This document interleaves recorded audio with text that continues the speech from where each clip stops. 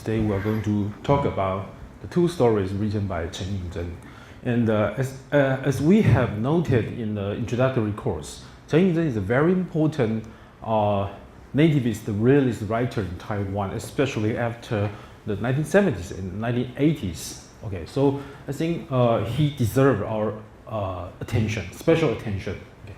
And before we start to discuss these two stories, there's one piece of very important biographical information that we have to know, because these two stories has been written and published in 1978. Okay, so the date is very important because, like I said, Chen Ying-Zhen had been arrested and imprisoned by the KMT government from period of 1968 to 1975. He was released from prison due to the death of President Chiang Kai-shek. Okay, so there is an amnesty during that time. So that's why Chen Ying-Zhen had the chance to be relieved from the prison. Okay, and after he was released from the prison, Chen Ying-Zhen found that it's very difficult for him to understand the world outside the prison. Yes, because we know that at the intersection of the 1960s and the 1970s, Taiwan started to transform a lot, not only politically but also socially and economically. Okay, so Chen Ying-Zhen used these two stories to observe Taiwan society in 1978. Okay, so this is a very important piece of biographical information for these two stories, because this is the way the novelist try to make sense, try to understand the world surrounding him. Okay, so I think this is a very important thing that we have to know first. And also, I think you all know that Chen Ying-Zhen is a very famous fiction writer, but he's more than a fiction writer. He's a left-wing intellectual, and he's a political and a social activist. Okay, and he introduced a lot of thoughts of the sociology and economics from the West world to Taiwan. So I think he's a very esteemed writer in Taiwan, and he's more than a writer. He's a very famous intellectual. Okay, so although he's not able to create right now, especially since after the various strokes, when he was living in Beijing in mainland China. So he's not in a very good health condition right now. But I think through the reading of Chen Ying-Zhen's early stories, we still can see how he perceived this world, the post-war Taiwan. I think this is something very important. Okay, so you can see in the picture, this is Chen Ying-Zhen with his wife, and they are among a group of people, and this is they are all demonstrators. So we can see Chen Ying-Zhen did not write in his own study. He usually went out of the study, went out of his own comfortable house, and to the crowds of the society, to the people of the society. Okay, so I think this is very important. So mainly, I think writing fiction for him is a way to care about the people in Taiwan. Okay. So first of all, I want to introduce again the term nativist realism. In Chinese, this is 乡土写实. 乡土 means native soil, and the 写实 means depiction of reality.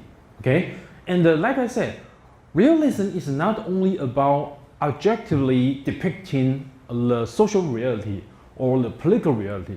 It has to contain some kind of a social and a political criticism. Okay, so that's the implication of this term, realism. It's not only about being real, it's also about being able to criticize the government and being able to criticize the social problems that the writers see in the world. Okay, so I think this is first of all we have to understand the implication of this term, nativist realism, 乡土写实, and this term actually has a very long tradition, not only in Taiwan but also in China, because we know there in the first part, in the first half of 20th century Chinese literature, we have a lot of writers. They are nativist realist writers. For example, Shen Chongwen. He's a very famous writer in Chinese literature, in the 20th century Chinese literature. He depicted the local scenes and the local people of his native province, that is Hunan province. But of course, later on he went to Shanghai and went to Beijing for study and for jobs. But anyway, he wrote a lot about his native homeland. Okay, so this is the so-called nativist realism. Okay, and for example, Shen Chongwen.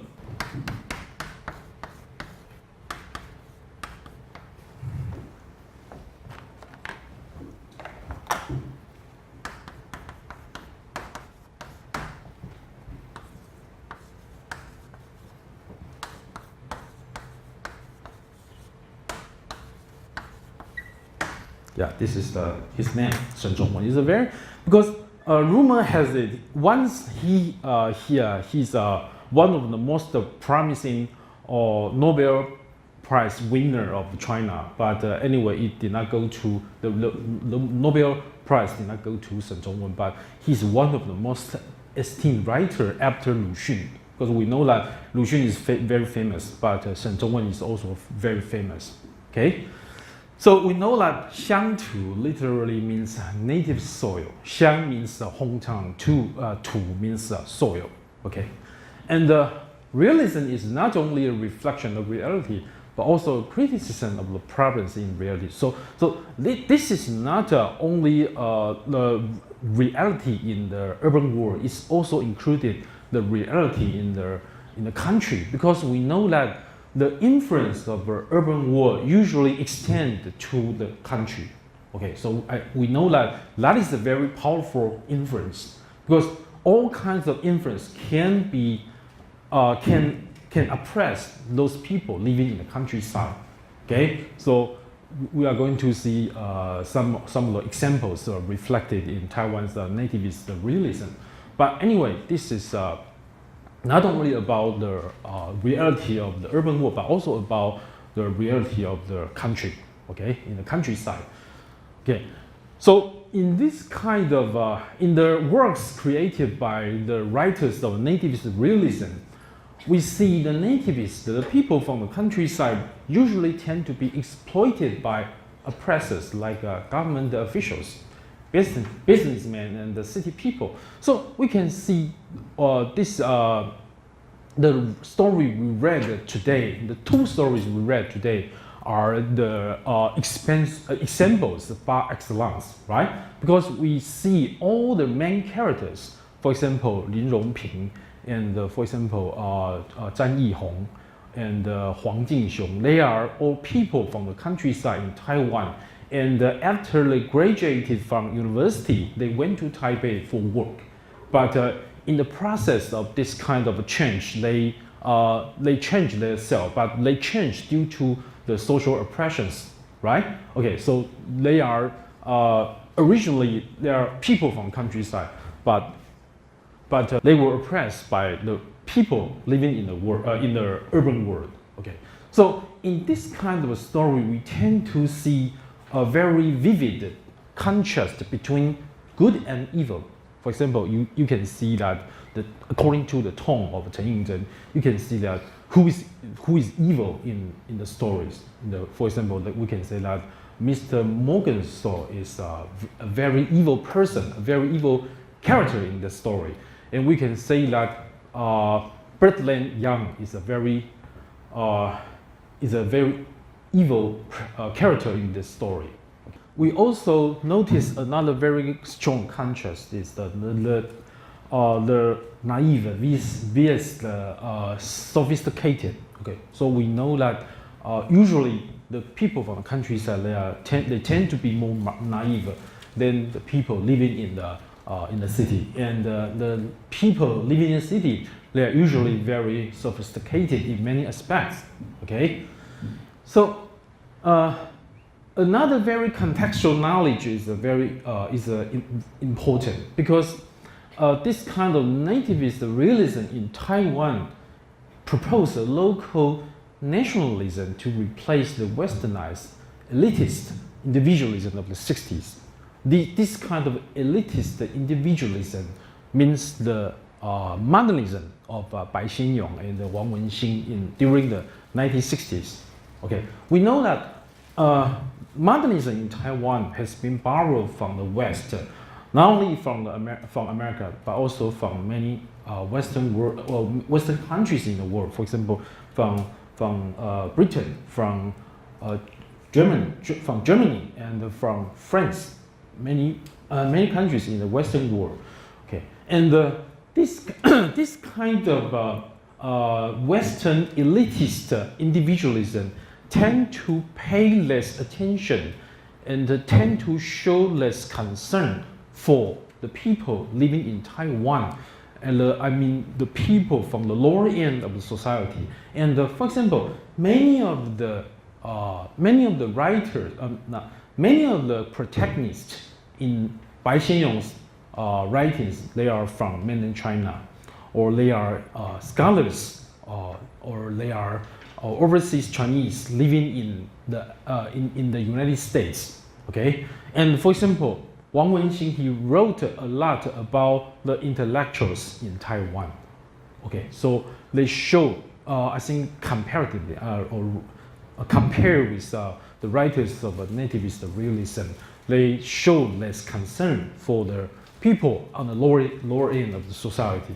Okay, I think this is something for sure.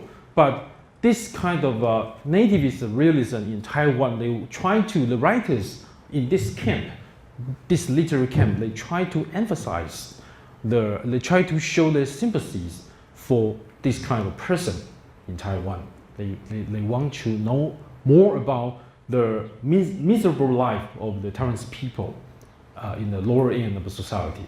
Okay, so this is a great contrast between modernism and the nativist realism. The opposition between modernism of the 60s and the nativist realism of the 70s culminated in the debate of Taiwan nativist literature. This is a very great debate, because this debate is not only social economic, it's also political, because from the perspective of Kennedy government, they try to prove that they are still a legitimate government in Taiwan. So they keep reminding people from mainland China that we have to fight back to mainland China, and they keep reminding the people, you have to memorize the past in mainland China.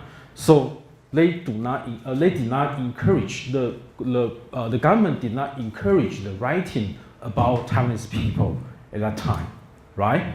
And this presents a very strong contrast between modernism and nativist realism. Okay, so we had seen the debate of Taiwan nativist literature. On the one side, we see the very famous writer, novelist Wang Tuo.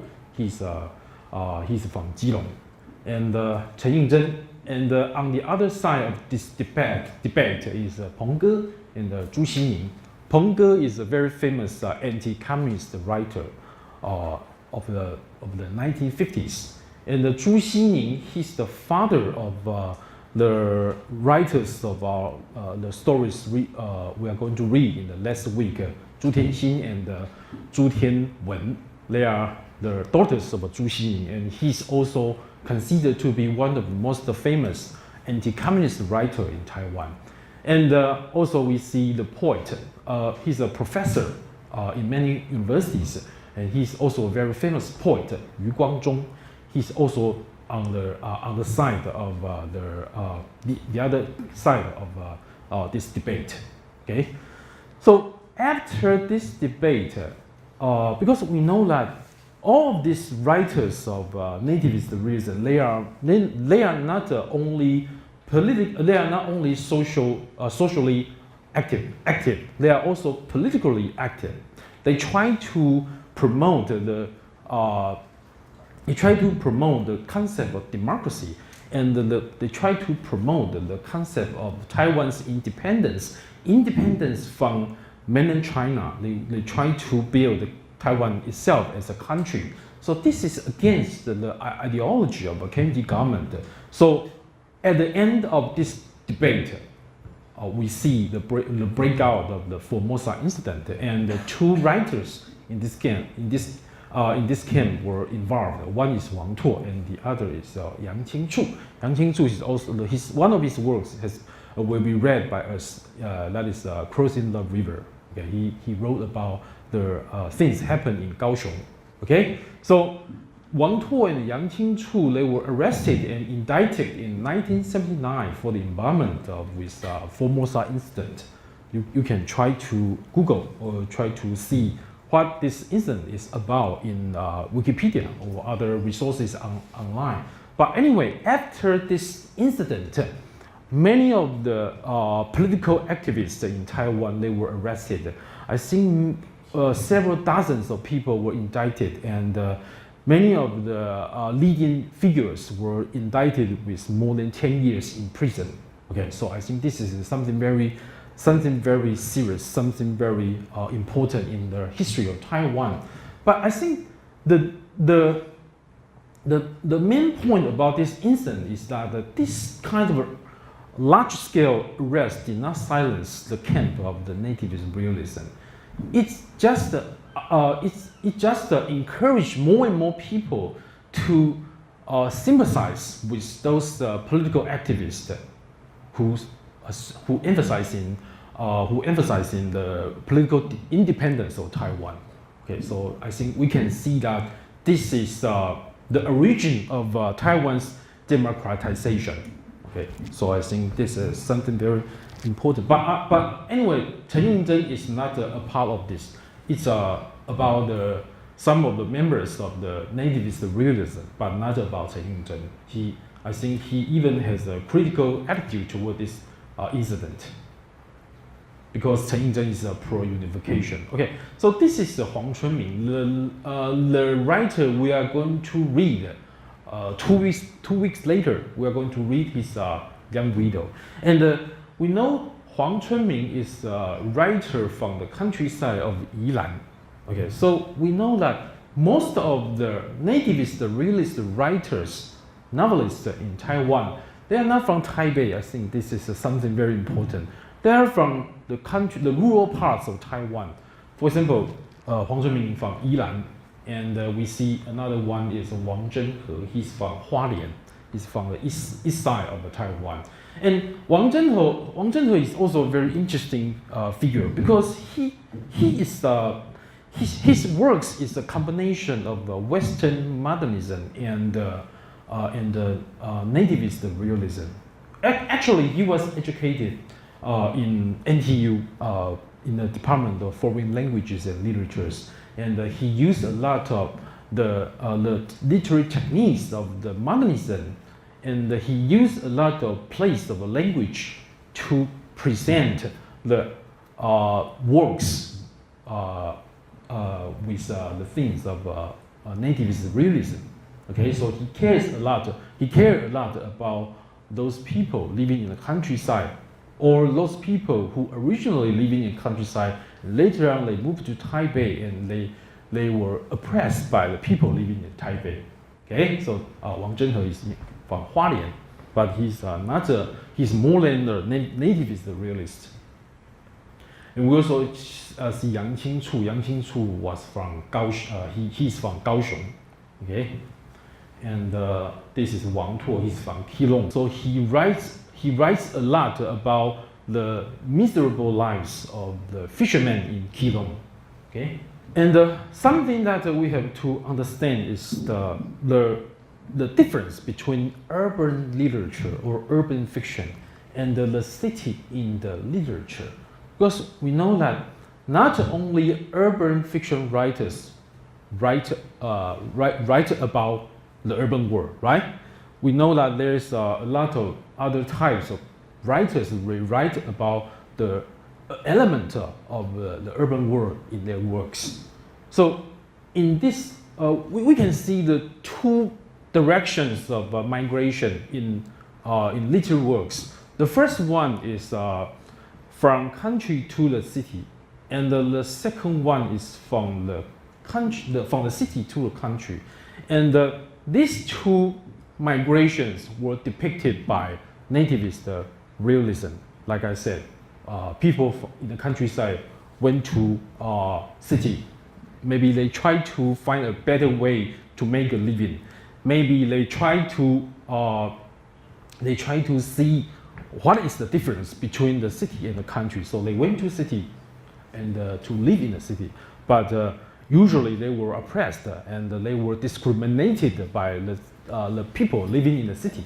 And also we see many of the people living in the city, they went to the countryside. For example, they went to the countryside to build houses for vacation.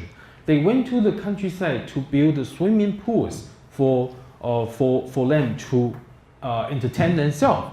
But in the process of this kind of migration, they had a very strong conflicts with the people living in the countryside. Okay, so this is like two migrations depicted by the nativist realism. Okay.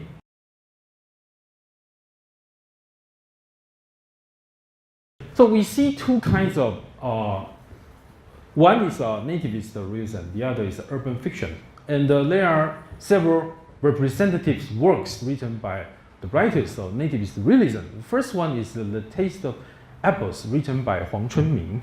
This story is about a family. They live in the southern part of Taiwan. In order to make a better living, they went to Taipei. But in the end, they found out that their life is in Taipei is even more miserable than in the southern part of Taiwan. But anyway, the ending of the story is quite comic. It's a comic, tragic story because we know the father of the family has been hit by a car driven by an American soldier, American officer, military officer. And although this is a tragic ending, but it also provides some kind of benefits for this family because the American colonel is willing to help the family to better their lives. Okay, so this is a tragic comic story, tragic and comic at the same time. And we also see the story Xiaolin in Taipei. This is written by Wang Zhenhe. Xiaolin in Taipei, the main character Xiaolin is from Hualien County in Taiwan, and he went to Taipei to work in the airline company.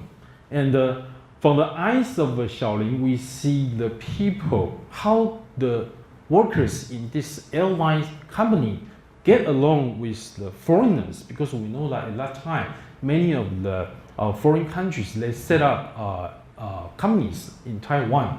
So from the eyes of Xiaolin, we know that Taiwanese people has been discriminated by foreign people.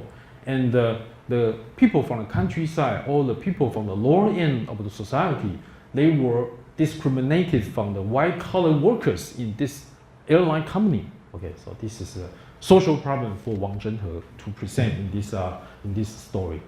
And we also see the drowning of an old cat. Old cat is an old man in the countryside. This is his nickname.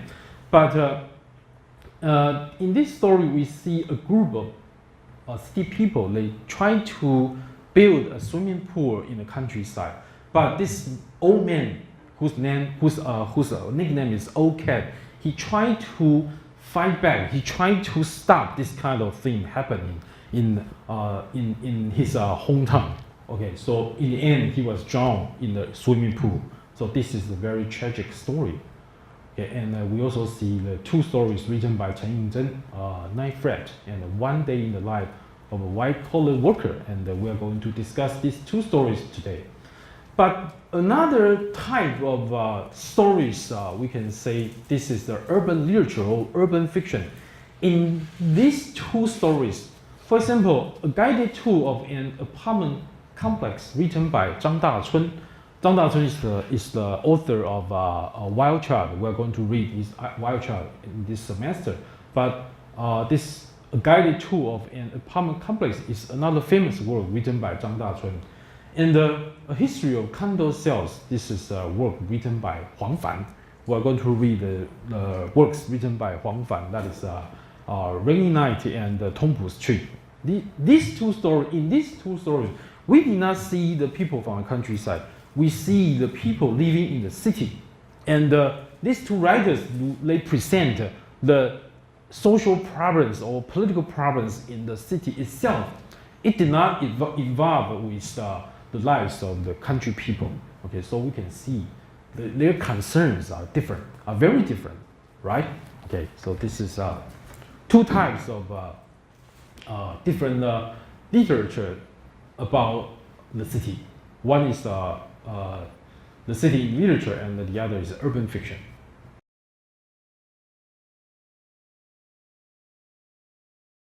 And we can start to introduce Chen Ying-Zhen. Chen Ying-Zhen, he was born in Miaoli and raised in Yingge, Taipei County. Of course, this is now New Taipei City in 1937. Okay, and he graduated from Department of English, Tang College of Arts. This is now Tang University. Okay, so he's also a very well-trained writer. He started to write from a very early age. Okay, and he was arrested in 1968 and imprisoned for engaging in pro-communist activities. I think this is very pathetic, both pathetic and very wrongful thing, because we know that at that time, if you read at that time during the martial law period, if you read the writings written by Marx, Engels, and Lenin or Mao Zedong, you will be considered to be a political prisoner. And just by reading one book written by Mao Zedong, you can go to jail for many years. Okay, so this is the case with Chen Ying-Zhen. He just read a lot of these communist writings written by communist writers and discussed it with other people, with other intellectuals, and he was arrested. Okay, so this is pretty unfair. And in 1975, we see President Chiang Kai-shek died, and Chen Ying-Zhen was released from prison. And like I said, after being released from prison, he did not understand the world anymore. He went back to society, but he see the change, the great transformation has happened in Taiwan. And so later on, he tried to find out what happened in the process. And he tried to understand what happened to the people in Taiwan. Okay, so that is the outcome of this process. I mean, the two stories written by Chen Ying-Zhen is the outcome of this re-understanding of Taiwan society. Okay, and 10 years later, after he was released from the prison, in 1985, he established a very famous magazine, a very famous reportage journal, that is 人间杂志. This is a journal famous for its reportage, which was closed in 1989 for financial reasons. So it's I think I read this magazine in my high school days. So I admire a lot. I admire Chen Ying-Zhen a lot, because in this journal, 人间杂志, he shows his sympathy for all kinds of different people. They tend to be ignored by the society as a whole or ignored by the government. So I think this is something that has to be done by some people like Chen Ying-Zhen, some intellectual like Chen Ying-Zhen. Okay, and unfortunately, Chen Ying-Zhen suffered from strokes, several strokes after 2006.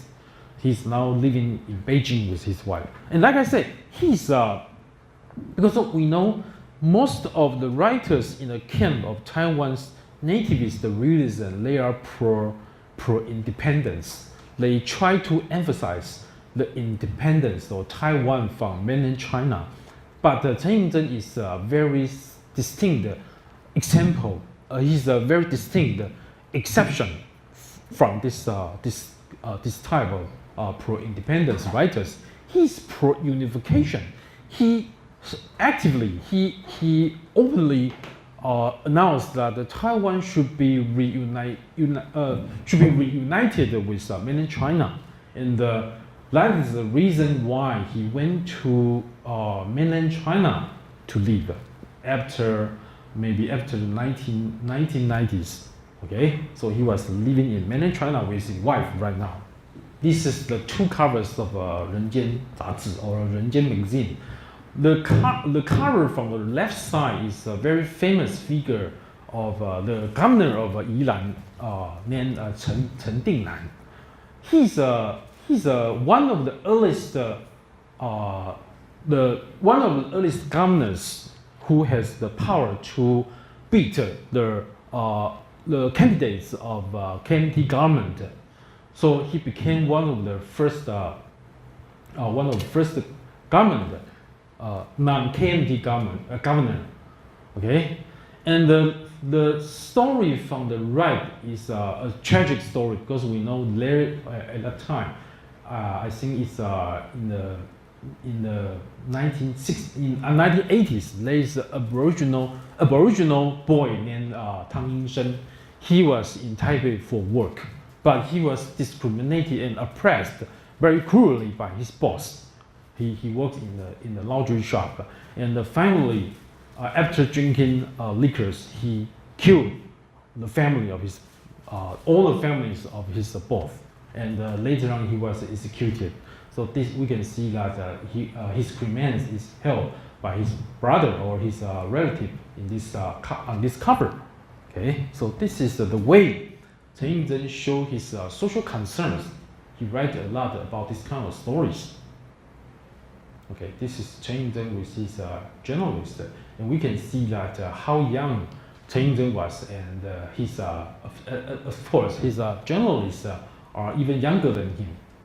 We have to emphasize another point, because against the background of Taiwan's being isolated in the international community since the 70s, the discourse of nativist realism implied the problem of subjectivity.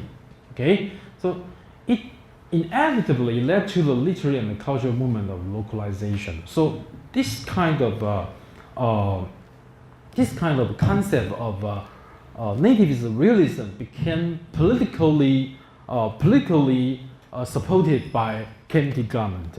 Later on, we see the discourse of subjectivity of Taiwan, and also the policy of localization, that is 本土化 movement in Taiwan. So we can see a lot of people in government has been replaced by the KMT government. Originally, there were more mainlander officials in the government, but later on, more and more local people can become officials in the government. Okay, so this is a part. This is also a part of the result of the development of nativist realism. And actually, nativist realism can be traced back to its pre-war period. Okay, so we have seen a lot of writers during the Japanese occupation period. For example, Lü Heruo, Lai He, and Yang Kui, they also show their concerns about the local people in Taiwan. So we have a pre-war nativist realism, also a post-war nativist realism. Okay, so if you are interested in the development of this kind of literary camp, you can check the anthology Oxcart, Nativist Stories from Taiwan, 1934 to 1977, and I think you can get to know more about this literary camp we know as nativist realism.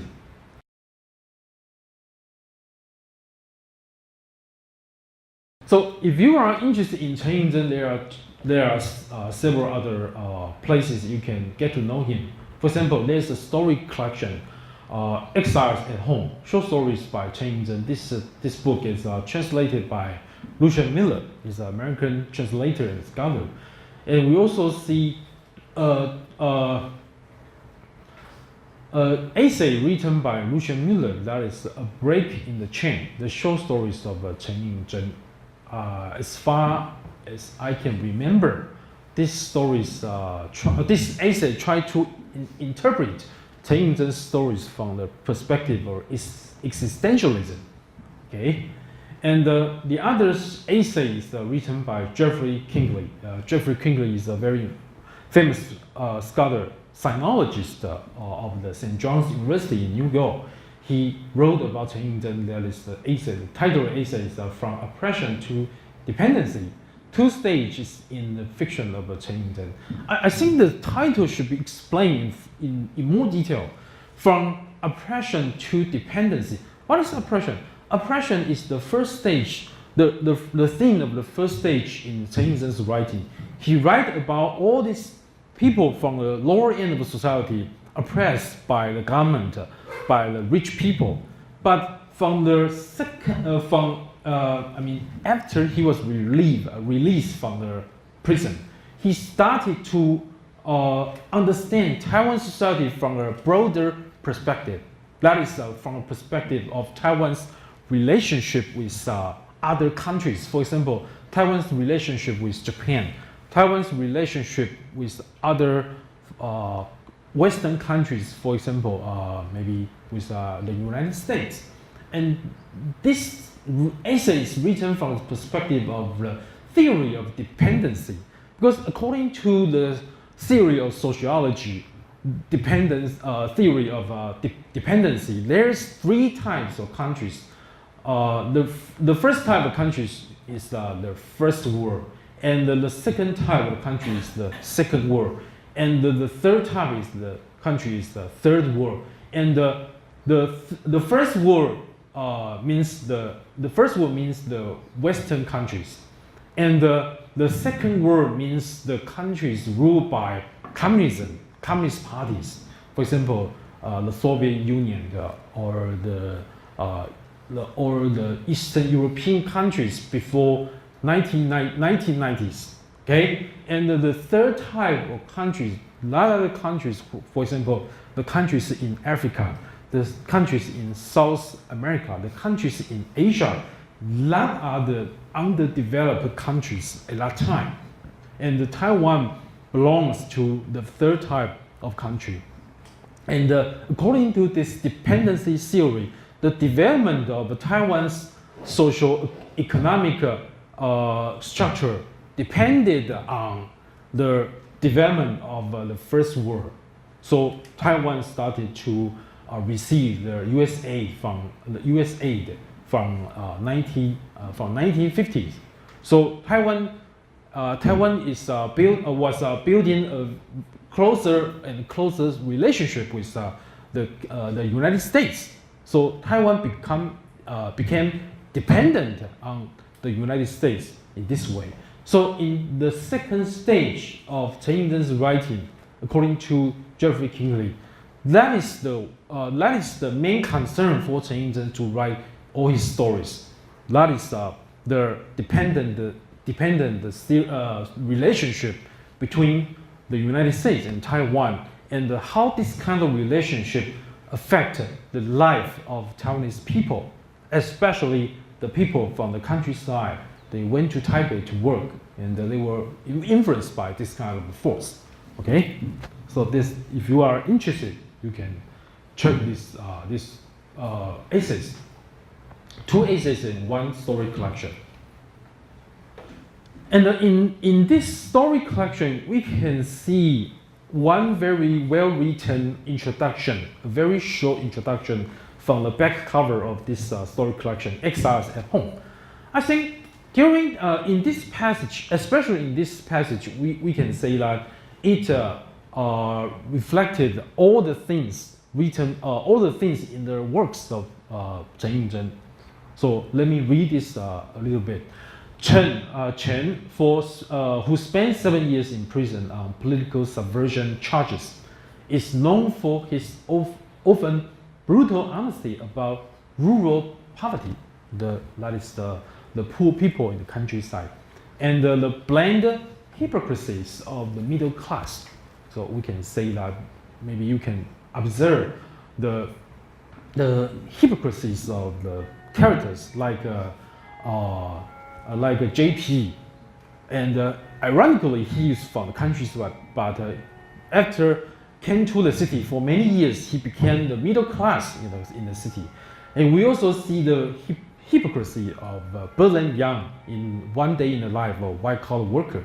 Okay, and deeply moral, Chen's 9 stories here capture his personal alienation, touching on issues of racism, business ethics, and social nonconformity that continue to worry Chinese society on both sides of the strait. So that is the main themes of Chen Ying-Chen's stories. First one is racism. It's about the racial discrimination in the society. Also the business ethics, and we can see that in this story collection, One Day in the Life of a White-Collar Worker is included. So this is business ethics is talking about this story, and the social nonconformity. That is about how many of the intellectuals and young men, they try to fight back the social oppressions forced on them. This is the stories included in the story collection written by Chen Ying-Chen. And we can see a lot of the main characters in Chen Ying-Chen's stories, they committed suicide. For example, my kid brother Kang Xiong, the country village teacher, and a couple of generals. All of the main characters in these three stories, they committed suicide, but for different reasons. For example, in my kid brother Kang Xiong, this is a story narrated from the perspective of Kang Xiong's elder sister after Kang Xiong committed suicide. Okay, and this story is, of course, is about this young man named Kang Xiong. He's a student, and he's a very unhappy student. He feel he was living in a world full of social oppressions, and he lost his virginity, and he feel that he cannot live anymore, so he committed suicide. So this is about social nonconformity. And also we see the country village teacher. The country village teacher, this is a country village teacher who used to be a soldier during the Second World War, because we know that during the Second World War, many of the Taiwanese people, I think about 200,000, more than 200,000 Taiwanese people were sent to the southern part of China or Southeast Asia to fight with the armies of the allied country. For example, the allied countries of Britain and of United States, or even with RSC. Okay, so this country village teacher, he survived the war, but the truth is that in order to survive the war, he ate human flesh during the war, because all of his other fellow soldiers died.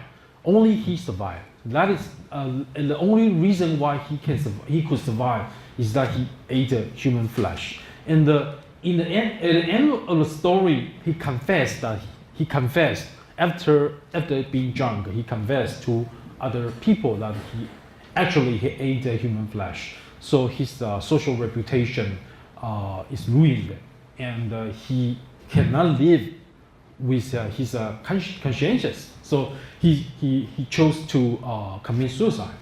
Okay, and also we see a couple of generals. Actually, this general is not general. This general, because in Taiwan there are many funeral band musicians. They dress like generals. So this those kind of people, they tend to be living on the lower end of Taiwanese society. So a couple of generals are actually one older mainlander. He's a veteran from mainland China, and another is Aboriginal Taiwanese girl, which is much younger, and of course because during the period we know that many of the Aboriginal Taiwanese girls they were sent to brothels for money, and in this story the girl ran away, and she fell in love with the mainlander, but at the end of the story they committed suicide because they cannot live in the country which tend to discriminate them. Okay, so this is another thing in Chen Yingzhen's writing. Okay, and other writing are with similar themes. Okay, this is a love story. If you are interested, you can read the story itself. And this is the story maybe we can introduce during the week. We are reading Huang Chunming, so I can skip it for now. Actually, the two stories we read this week is a series of 4 stories, and the two are the first 2 stories. The first one is Ninth Fret. It's Chinese is 夜行货车. It's published in March 1978, just 3 years after Chen Yingzhen was released from prison. And One Day in the Life of White-Collar Worker is published in September 1978, and also Clouds, published in August 1980. And God of Merchants, 万商帝君, is published in December 1982. Of course, all of the 4 stories has a common theme, that is the element of Washington building. And this Washington building is actually a building for the international company in Taiwan, the branch of international company in Taiwan. And maybe we can see the stories in Ninth Fret and One Day in the Life of a White-Collar Worker and the God of Merchants. The stories took place in the building itself or in the offices in the city. But the stories in Clouds, Yun, they took place in the factory in the suburban part of Taipei. Okay, so the story is a story famous for depicting the lives of female workers and their attempt at calling a strike and organizing a factory union. But I think we can see the tragic end of this story. And also, 万商帝君, this is a story on the godlike power of capitalism, which not only defeats nationalism but also drives a character crazy. So we can see the contrast or the antagonism between capitalism and the nationalism. So, for example, in the story Ninth Fret, we can say that Zhang Yihong or James, he's on the side of nationalism. He's emphasized his own national identity as a Taiwanese young man. And we also see capitalism, which is the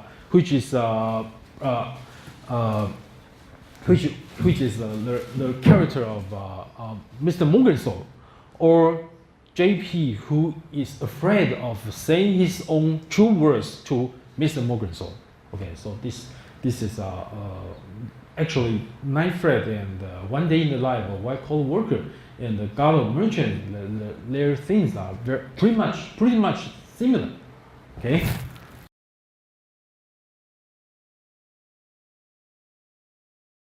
This is the list of the characters in this main characters in this Ninth Fret, the story Ninth Fret. But I think from this list we can see one thing very interesting, because did you notice that? Because we can see that Mr. Solon or Bedell can be the name of this name can be SOB, and SOB is also the short for Summer Beach, right? So this is something very humorous about Chen Yingzhen's writing. Okay, so we can see how Chen Yingzhen he's a very strong nationalist in this respect, and maybe according to his own perspective, all of these foreigners in these stories are not good people. Okay, and we can also see how these characters were depicted by Chen Ying-chen.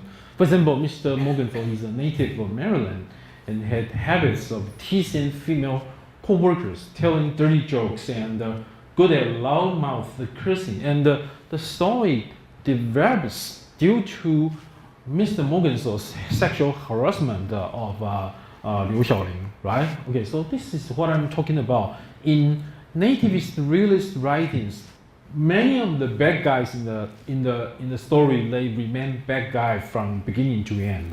And Mr. Morgenthau is one very good example. And Mr. Solon Bodel is, I think he's a very pathetic character because he is short for SOB. And JP Lin Rongping, he is a 30-year-old sturdy fellow from a farming family in southern Taiwan with a boarding crown and brow, often touched with slight melancholy. So this is the way JP was depicted by Chen Ying-chen. And James is 10 years younger than JP. He's a 28-year-old young man. A capable young man is the head of a new capital accounting sub-department, and he had unkempt long hair. Please pay attention to the depiction of James.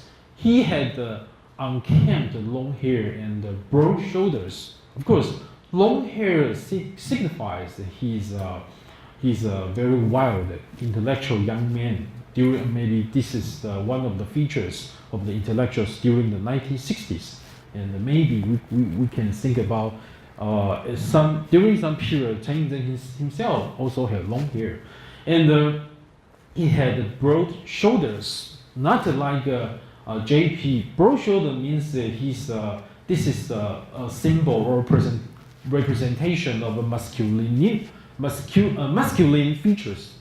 Okay, and he's a man of few words and a chain smoker when working. We know that Chen Ying-chen himself is also a chain smoker and has some uncouth, arrogant, cynic, and rebellious nature.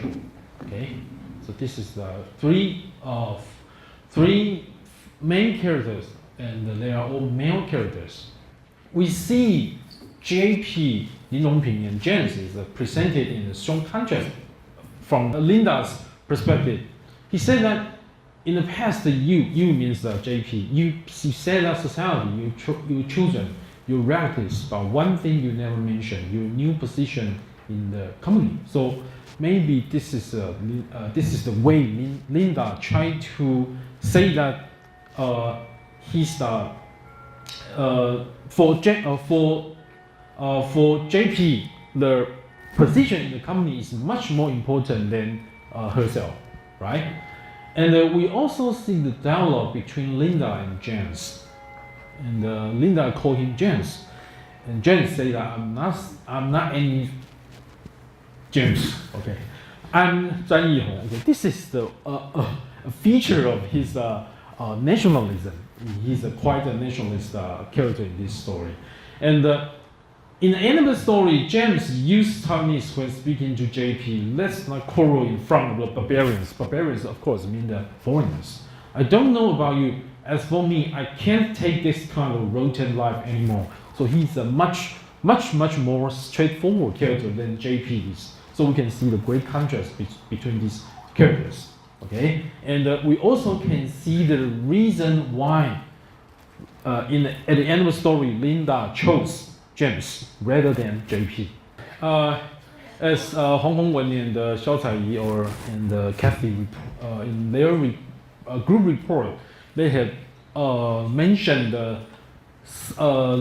symbolism or the metaphor of this, the title of these sections. As we can see, there are 4 sections in this story. The first one is the stuffed long-tailed pheasant. The second is the warm supple breast, and the third is the desert museum and the enamel bronze ring. Of course, I think their interpretation are quite right, and I think the first one is something very. This is the name of the first title is very interesting, because the stuffed long-tailed pheasant. This what is pheasant? This is a very beautiful bird. You know what, right? But actually, this kind of stuffed animal, stuffed bird, is because just from its appearance, we know that this title can signify some kind of prestigious and noble position of the people in the society. But that's also very ironic, because this kind of stuffed animal or stuffed birds, they are not the real animal. They are hollow inside their body. So maybe we can say that Chen Ying-Chen used this title to signify those people who, for example, Mr. Morgenthau or JP, they are very beautiful, very pretty, and maybe they are very rich people in the society, but actually they don't have soul. They don't have their inner quality. They are just very good looking, but they are not really good people. Please think about these things or implications in these 4 sections. And we can see differences in business culture in this story. This is the dialogue between Mr. Morgenthau and JP. Mr. Morgenthau told JP, the office in Tokyo, JP, can never understand that public relations expense is a rational expense in China. Any expense that brings efficiency and the profits counts as a rational management. And JP says that let's play politics with Tokyo. This year we've made good grades in 3 quarters, enough to please them. As soon as they are pleased, the accounts can be easily dealt with. So this is a part of the business culture. That is some kind of culture which is very corrupted, or we can say that the culture itself, the culture in its essence is corruption. Okay, so if you want to do business in Taiwan, or if you want to do business in any third world country, you have to pay for it. Okay, so this may be some social problem expressed in this dialogue.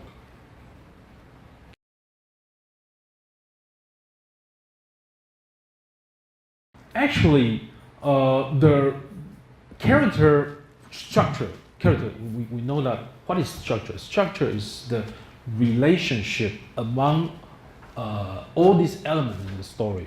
So we can say that the relationship among the characters build a structure. So we say that there's a character structure. Actually, the character structure is much more complicated than the first story. Let's see what are the main points conveyed through this, all these structures. Okay.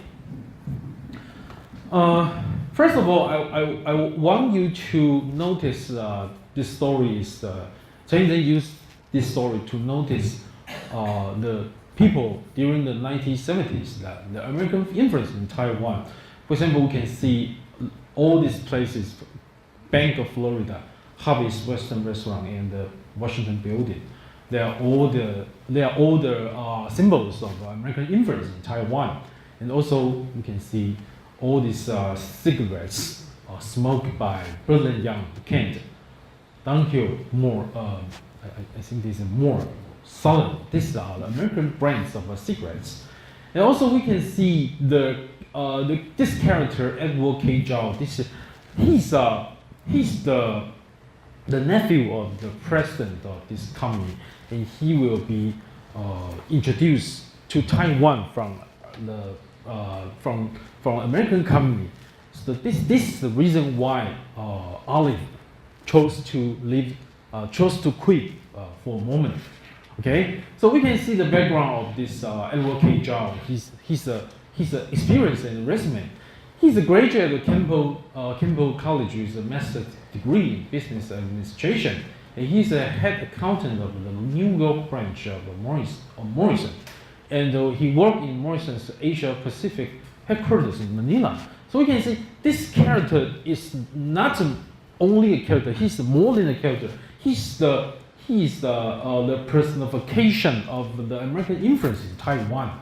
And we see in this quotation the corruption, again, the corruption in corporate culture.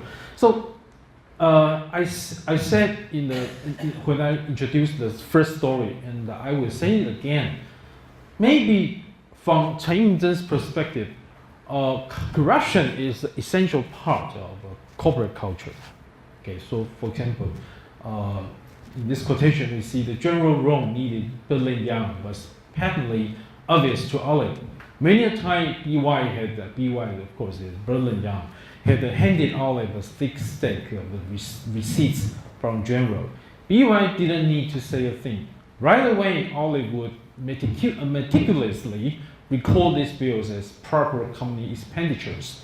And that BY needed Olive was equally obvious. So you can see the relationship among characters, the chain reaction. General Rome needed Berlin Yang, and the Berlin Yang needed Olive. Okay, so Olive would then expunge the accounts from the record, so that even the auditing agency sent from New York couldn't find anything. He had also established a secret account. BY was deceiving the parent company and investing in several manufacturing and business firms.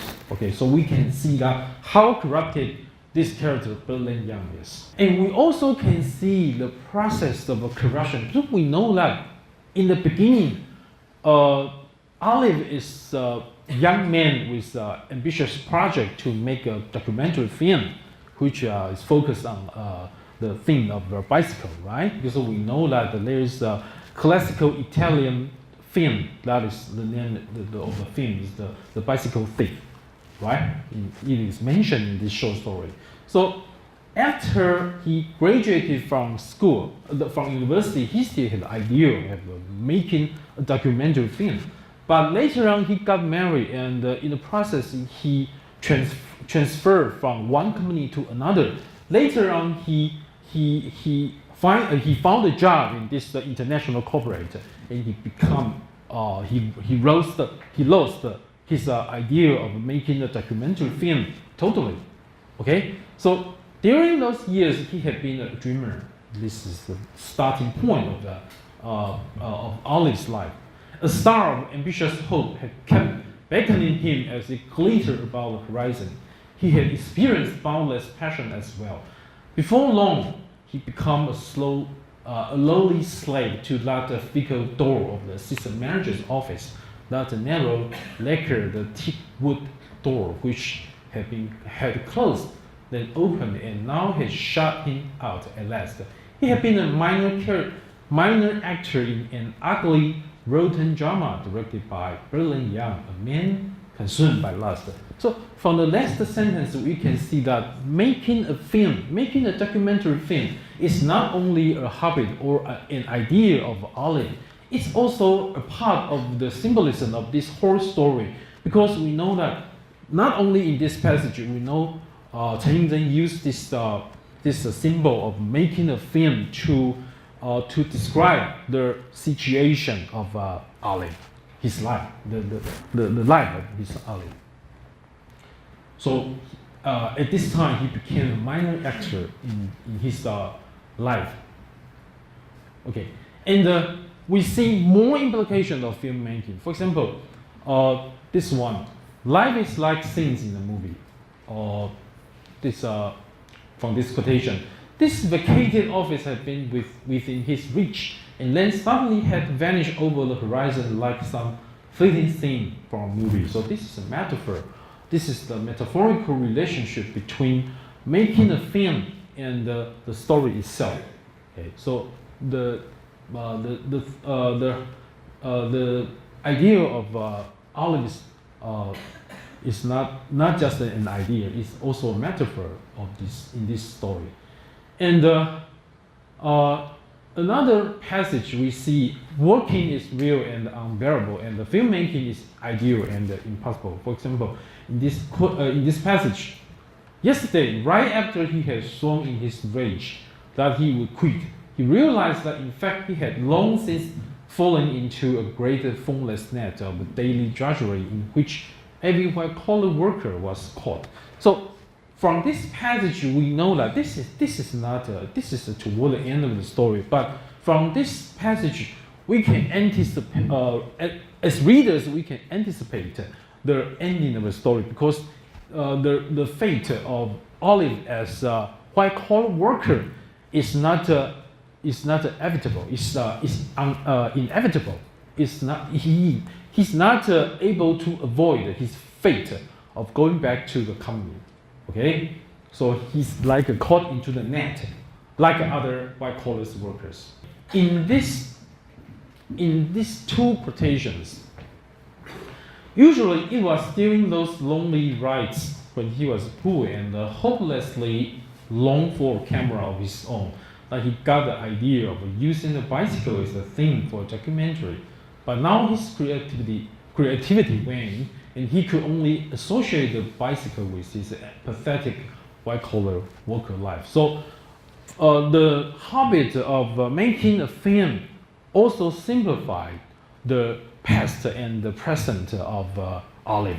In the past, he's an ideal young man with a lot of energy of creativity. But right now, after he became a white-collar worker, he did not have that kind of creativity. Okay, so another example is that even when he was watching a short video of his wedding, he asked, why is it that life then was full of a different kind of vitality? He said in a subdued voice. So we can say that the past and present of Olive is presented in filmmaking, and it is closely related to his life. In this quotation, we see the problem of overworking. This is quite common among the workers in, I think, in many parts of Asia. Because, for example, in Japan and in Taiwan or in Hong Kong, all the white-collar workers, they are very hardworking workers. Okay, so this also creates some kind of social problem. Okay, so for over 10 years, he thought that the same monotonous routine of going back and forth to the office. This means that the only thing left in the life of the white-collar workers is only work. They only have their job as their final measure of their identity. Okay, they are not able to identify themselves if they lost the job. So I think this is a very important social problem in this short story. Okay, 5 years ago, he has secured a spot in Morrison's spacious, elegant, and fully air-conditioned offices.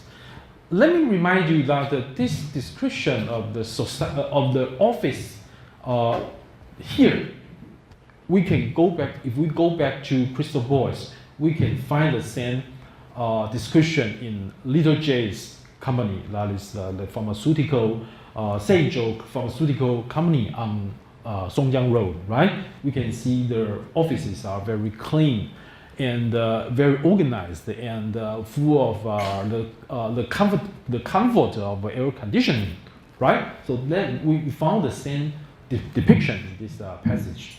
Okay, so to the white-collar worker, home was like a hotel, someplace you went back to in order to sleep, because it's not able for them to have a lot of interaction with their family because of work. For the past 10 years, all of his creative energies and the very essence of his existence have been centered on his work at an office. Okay, so the life of a white-collar worker is reduced to his job. Okay, so this is a very important problem. Okay, and another thing which is very important, another message which is very important in this story is loneliness and alienation. Loneliness is a depiction of his mentality. Alienation is an objective depiction of the relationship among workers or family, the family members. Okay, so loneliness as a consequence of white-collar workers being consumed by work, and meaningful relationship among friends and family became impossible. Okay, after, for example, this is the first example. After calling his friends from the college, Olive feels friendless and isolated because in the past 10 years he didn't have time for his friends. So of course the friends alienated from him. They all alienated from him. As though everybody has abandoned him, he had come to the realization long ago that the whole world was a huge and a powerful, well-meshed machine which he could not comprehend. Okay, so this is the miserable state of a white-collar worker in the world of capitalism. And also we see the thought of Olive's friends, like Jasper has reported, it's completely different from Olive, his own thought. For example, one of his friends said that Olive was enjoying his peace and quiet at home, and continued to comment that you high-level white-collar workers sure live better than we do. Okay? And most of them found Olive's resignation incomprehensible, complaining that it's really tough to make living this year and that they work themselves to death just for a bowl of rice. So this is a different perspective of life from the two sides. One side is Olive and the other side is his friends.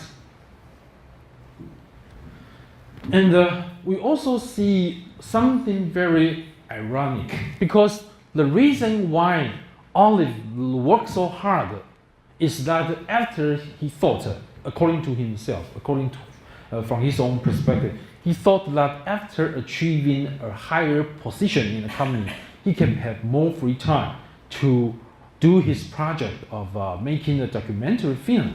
But ironically, I don't think it is possible after he really acquired a job, because at that time he will be more and more unfree because he had more social obligations. He's more conditioned by the whole capitalist society. Okay, so Olive began to have the assistant manager's chair because it meant a lighter workload. Because at last he would have the abundance of freedom and the drive necessary to work on the documentary film he had never been able to complete while in college. So I think you might ask yourself this question: is it possible that after he acquired this assistant manager's chair, that he was able to make this documentary film? I don't think it is possible, and maybe you can think about the question by yourself. And in this story, we also see different concept of love, because according to the mistress of Olive, he said that Chinese are relatively more intelligent, but they are third-rate lovers. They don't dare love. Okay, so I think that Olive is a typical example who's always playing safe. But I think this is also about the theme of deception, because we know that the whole story is about deception, not only in the workspace, not only in the working environment, but also in the family, because Olive is cheating on his wife, Grace, right?